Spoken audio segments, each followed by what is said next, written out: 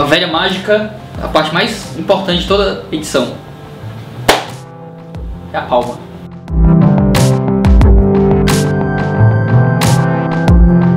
Onde é que as crianças ficam durante o culto, na igreja do Senhor? Elas ficam no salão de culto, juntamente com seus pais, ou ficam numa sala que nós chamamos sala de apoio, uma parte do salão de culto que ajuda na transição para que a criança esteja pronta, quando ela estiver pronta para participar do culto, juntamente com toda a igreja. Então a criança fica no salão de culto com os pais ou com o pai ou a mãe no salão anexo que fica como parte do salão de culto também. Mas por que não fazer um culto infantil? A razão fundamental pela qual nós não fazemos o culto infantil é baseada na doutrina do pacto. Isto é, nós cremos que Deus fez uma aliança com pai, mãe e filhos. E Ele fala com a família no culto. O culto ele é uma convocação para a família adorar o Senhor. Sendo um culto um princípio pactual, consequentemente, os pais, juntamente com os filhos, eles renderão louvores a Deus na congregação, ouvindo a pregação e respondendo à pregação. Então, as crianças participam por questão da doutrina fundamental da Igreja Presbiteriana, que é a doutrina pactual. São filhos da aliança. Então, quem cria culto infantil ou quem retira as crianças do culto a fim de ensiná-las em outro ambiente estaria pecando contra Deus? Eu não diria pecando contra Deus. Eu diria, se são presbiterianos, eles não aplicam a doutrina do pacto à última instância. Se não são, fazem porque não conhecem a doutrina do pacto solidamente, não é? Então, eu não diria que é um pecado contra Deus, mas certamente uma falta de entendimento da doutrina. Não seria um padrão ideal, né? Não seria um padrão ideal, perfeitamente. Isso não seria um retrocesso ante todo o avanço que a gente teve com relação à pedagogia e ao ensino com as crianças? Não, a gente estaria simplesmente retrocedendo com relação ao avanço do conhecimento que os seres humanos tiveram e que os homens receberam, simplesmente para seguir algum tradicionalismo ou algo do tipo? Nós temos essa perspectiva quando nós falamos de escola dominical. Nós dividimos em classes, nós temos as idades definidas em grupos específicos. Mas no culto nós entendemos que não foi essa a proposta de Deus quando instituiu a adoração ao seu nome. Eu imagino e creio que o apóstolo Paulo, quando escreveu a carta aos Efésios, no capítulo 6, e a carta era lida à igreja, ele diz: filhos, obedecei vossos pais. Ele está se dirigindo às crianças no culto, que deveriam então obedecer aos seus pais. Então, certamente não é um retrocesso. Não é um retrocesso porque é voltar à Bíblia, às Escrituras Sagradas. Segundo, o efeito daquilo que se chama evolução não tem sido positivo, se nós chamamos de ser pragmáticos, né? Se eu usar o argumento pragmático. Então você tem hoje uma juventude que não consegue mais adorar a Deus com seus pais. Elas precisam de um culto para elas. Então você tem um culto jovem, um culto para os idosos, um culto... porque elas cresceram vivendo assim. Então, na realidade, o retorno a esse conceito é a restauração do culto da família, o culto prestado a Deus juntamente com toda a família. Mas como é que a criança vai compreender a linguagem que é usada pelos adultos? É importante essa pergunta porque entra a questão pedagógica. E muita gente diz assim, pedagogicamente ele não vai compreender aquilo que está sendo dito. Isso, para mim, como pastor, é um problema sério porque eu preciso falar coisas complexas cada vez mais simples, porque eu me lembro das crianças no culto. Segundo, hoje nós cultuamos a Deus com toda a igreja, uma criança chorou ali no culto. Toda vez que uma criança chora no culto, eu posso ter esquecido da presença dela, mas o choro dela me lembra que tem criança no culto. E então eu preciso pregar mais simples ainda, eu preciso falar mais simples ainda, para que elas possam entender. Isso não vai fazer que a pregação acabe ficando meio boba para o adulto? Isso é um ponto fundamental. Acho que Lloyd Jones tem um pensamento muito interessante nesse sentido. Se você prega para o mais simples, o doutor entende. Mas se você prega para o doutor, o mais simples não entende. Então, se você fala para o mesmo, a criança entende, o mais intelectual entende. De onde é que você acha que surgiu essa separação das crianças no culto? Eu acho que a sua pergunta anterior, ela responde um pouco isso. Eu acho que nós tentamos trazer os conceitos da pedagogia para dentro do culto. E nós nos esquecemos que a pedagogia de Deus, quanto ao culto, ela envolve menos imagem e mais palavra. Essa foi a palavra depois de Deus falar com Israel no Egito, vocês não me viram, vocês ouviram a minha voz. Então a glória de Cristo se revela pela fiel pregação da palavra num culto simples. Quando nós esquecemos desse detalhe, nós começamos a inserir um conceito pedagógico que a criança precisa ver imagem e aquilo outro. Então, nós podemos usar esse critério na sala de escola dominical, mas no culto público, eles precisam adorar a Deus como a palavra de Deus ordena. E aí eles aprenderão junto com seus pais, que esse é outro aprendizado. Às vezes não é a questão só de aprender a complexidade da doutrina, mas é aprender também como se comportar num culto, a reverência num culto, o que canta num culto, os hinos que cantam num culto. Porque eles aprendendo isso, nós vamos ter uma continuidade importantíssima dessa prática na igreja por gerações. Na sua comunidade, as crianças entendem as músicas que são cantadas no culto? Eu não posso falar por todas as crianças, mas eu posso tentar falar um pouco de casa, da minha filha, 4 anos de idade. Eu tenho filhos de 15 anos, eu tenho até 4 anos de idade, 3 filhos. Então, a minha filha de 4 anos de idade, uma vez aconteceu um fato muito interessante aqui conosco. Um dia eu estava, a minha esposa estava conversando com ela sobre a Escritura e disse que estava escrito na Bíblia que os filhos devem obedecer seus pais. Então ela disse assim, mas isso não está na Bíblia, meu pai é o pastor da igreja, ele não pregou sobre isso na Bíblia ainda, na igreja. Aí a minha esposa disse, como não está na Bíblia? Ela disse, porque na Bíblia está, mãe, Faraó, Egito, libertação do povo de Deus, travessia do Mar Vermelho, um povo que Deus chamou para si. Aí, de onde ela tirou isso? Eu estou expondo o livro de Êxodo na igreja. Ela tem 4 anos de idade. Ela sabe exatamente do que eu estou falando no período da pregação. Legal. Mas com relação às músicas que são cantadas? Então, quando nós pensamos na pregação, as músicas da mesma forma. Nós tentamos cantar os salmos e os hinos e alguns cânticos. Nossa congregação não é salmodia exclusiva, nós somos salmodia inclusiva, não é? Nós cantamos os salmos e cantamos os hinos e cantamos também alguns corinhos que chamamos de corinho, mas muito poucos mesmo. E nós cantamos na maioria os hinos. E esses hinos, eles vão instruir os nossos filhos no modo como, não apenas cantar, mas até fazer música, com a teologia organizada, com o pensamento organizado, não um mantra de vai e vem das nossas músicas modernas. Não na sua maioria, não vou aqui generalizar, mas algumas delas. Então, elas sabem as letras, e aí eu me pego tomando banho, meus filhos tomando banho, cantando os salmos, não é? E eu vejo que eles estão aprendendo aquela música, certamente. Quais têm sido os efeitos positivos que o senhor tem visto na comunidade em as crianças estarem continuando no culto? Algumas coisas são importantes. Primeiro, o que eu tenho procurado ensinar na igreja é que eles não vão aprender a cultuar a Deus se não aprenderem a cultuar em casa. Então, uma coisa está diretamente associada à outra, a ênfase no culto doméstico. 15 minutos que o pai tira com seus filhos para cultuar em casa e eles se sentam ao redor, você está preparando eles para o domingo para adorar a Deus corretamente. Então, o que você tem hoje, certo, são crianças que sabem mais da palavra de Deus, que se comportam mais diante do culto, diante da palavra da pregação, que me surpreendem com perguntas pós-culto, que são muito intrigantes, certo? E, ao mesmo tempo, poder ver isso voltado para casa.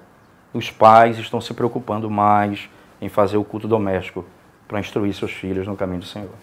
Não é? Você tem pessoas que vêm de vários, não é? Eles vêm de uma perspectiva de vida diferente, um conceito diferente, aí chega na igreja com aquele conceito, então é um processo, não é, de desfazer perspectiva e aceitar essa outra perspectiva. Então não é simples não, mas rapidamente eles vão captando a ideia, não é? E eles veem o resultado disso. E há aquela coisa do testemunho. Não é o testemunho, ela chega no culto e se impressiona com as crianças no culto. Quais são os efeitos que o senhor acredita que seriam negativos no ato de tirar as crianças de dentro do contexto de culto com os pais para levar para uma sala específica? Na maneira como eu acredito que a palavra de Deus estabelece essa verdade e como é uma verdade bíblica, o só tirar as crianças do culto é um prejuízo porque está desobedecendo a Deus. Então, independentemente do resultado que possa ter, do que ele vai aprender lá, do que ele vai adquirir lá, é um prejuízo, porque ele não está fazendo o que Deus ordena. Então, isso já é um grande problema, certamente, a desobediência. A desobediência, entenda, aqueles que creem, que entendem assim, não fazem, porque eu acredito que tem muitos que fazem na ignorância, por não conhecer exatamente. Mas o grande prejuízo mesmo ele se dá em médio e longo prazo. Vou dar um exemplo para você. Uma grande igreja aqui na cidade de Recife me procurou uma pessoa que cuida do culto infantil na igreja. Disse, pastor, eu estou preocupada porque meu filho de 12 anos não consegue ficar num culto. 12 anos ela cuida das crianças na hora de culto e ele ficava com ela. Agora ele não consegue voltar para assistir o culto. Ele não se adequa à pregação, porque tinha uma palavra para ele na linguagem dele. Ele não se adequa ao cântico que se canta na igreja, porque a música ela era diferente dessa que ele escuta na igreja. Então ela disse, o que é que eu faço? Eu falei, abandone esse trabalho e vai cuidar do seu filho. Vai ajudá-lo, porque ele precisa de socorro. 12 anos, crianças com 12 anos que nunca ouviram a pregação do pastor. 12 anos que nunca ouviram a Santa Ceia, nunca viram a Santa Ceia na igreja. 12 anos que nunca viram a mesa ser posta, que participam apenas por imagens numa sala, mas nunca viram o drama realizado ao vivo no culto público. Grande prejuízo para a igreja. E quando as crianças choram no culto, elas não correm de um lado para o outro, não choram, não fazem barulho, não atrapalham? Aconteceu isso no início. Eu insistentemente disse, não pensem que eu estou ficando com raiva. Eu quero que vocês eduquem seus filhos. Eu não estou com raiva. Eu disse isso e repito. O choro dos seus filhos me lembra. Os filhos da aliança estão com seus pais sentados no colo deles, adorando a Deus juntamente conosco. Então eu lembro disso, não me irrito com nada do seu choro. Agora, eu posso falar com o pai posteriormente, quando vejo que o filho chora e ele não o educa. Isso realmente não é correto.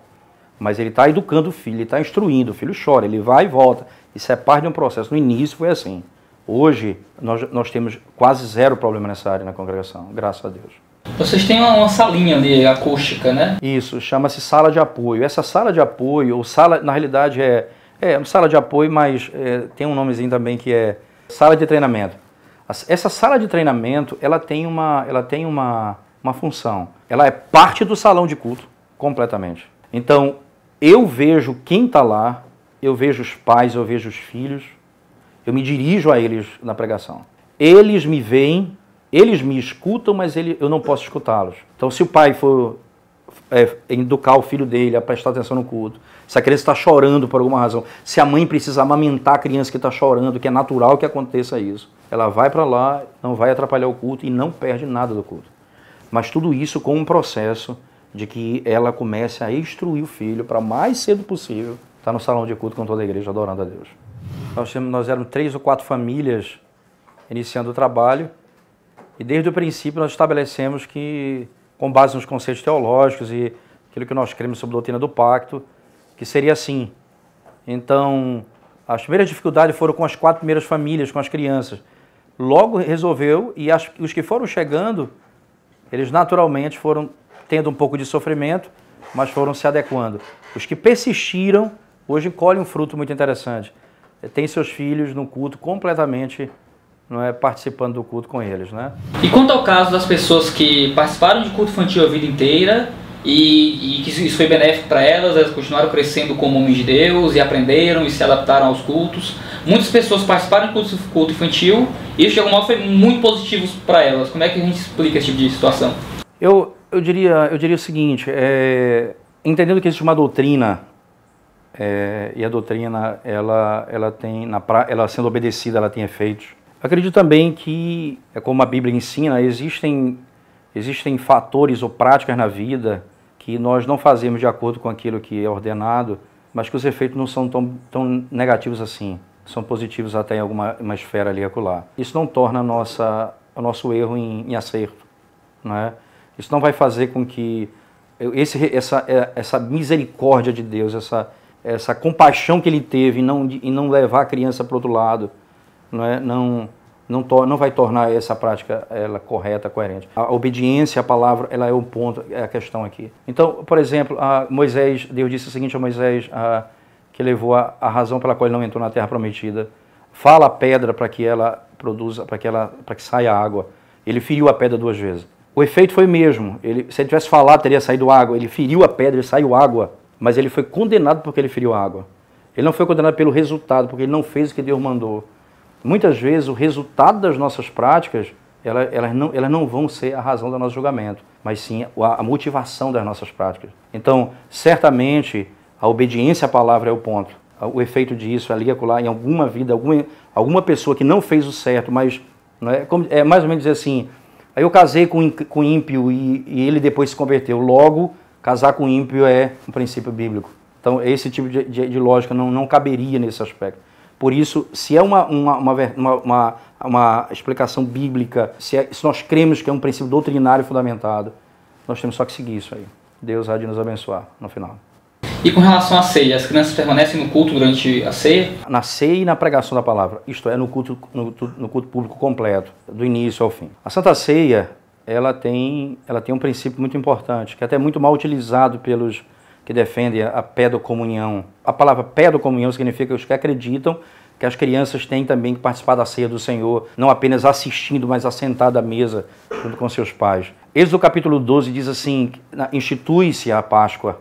E logo em seguida, no mesmo capítulo 12, ele diz, esse será um memorial para todas as gerações, e quando os teus filhos te perguntarem, o que é isso?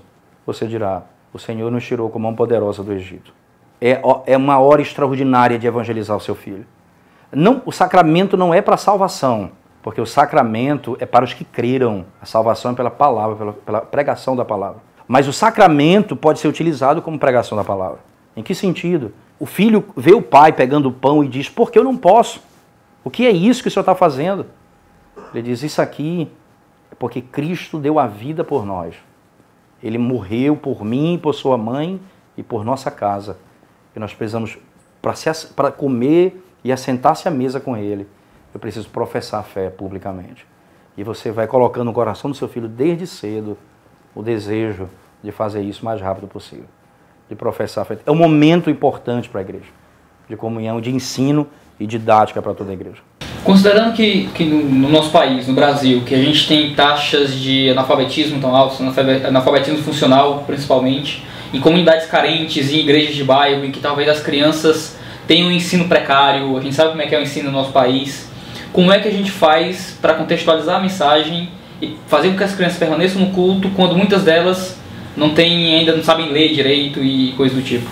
Eu não tive essa experiência exatamente assim, é difícil falar sobre isso, mas sem dúvida alguma existe uma realidade, eu estou falando de uma realidade de família do pai, da aliança, que é o pai, a mãe e os filhos. Quando você fala de uma comunidade carente, você fala de uma criança que vem sozinha para a igreja e os pais não vêm para a igreja, isso que acontece. E muitas vezes você alcança as famílias por meio das crianças, e essas crianças, como elas se comportam no culto, elas não têm exemplo em casa, tem nada para fazer. Essa é a hora da função de que as famílias da igreja acolherem as crianças no culto. Trazer os filhos, essas crianças sentar do lado dos seus filhos e poder instruí-las ali naquele horário. Agora, isso é importante, os diáconos, os presbíteros da igreja, trabalharem juntamente com as famílias para o bem delas. Porque se eu pego essa criança e coloco ela numa sala à parte, eu estou deixando de dar a ela o que é mais importante, a oportunidade dela ouvir a pregação da palavra autoritativa. Isso talvez seja um ponto que eu não sei se você vai perguntar lá na frente, mas se eu tiver tempo eu queria desenvolver. Nós cremos que a pregação da palavra de Deus só é possível no culto público por aqueles que foram ordenados ao ministério, isto é, aqueles que foram chamados para ser pregador da palavra de Deus. Na realidade, a pregação ela é ordenada por aqueles que tiveram a imposição das mãos do presbitério, como diz o apóstolo Paulo a Timóteo.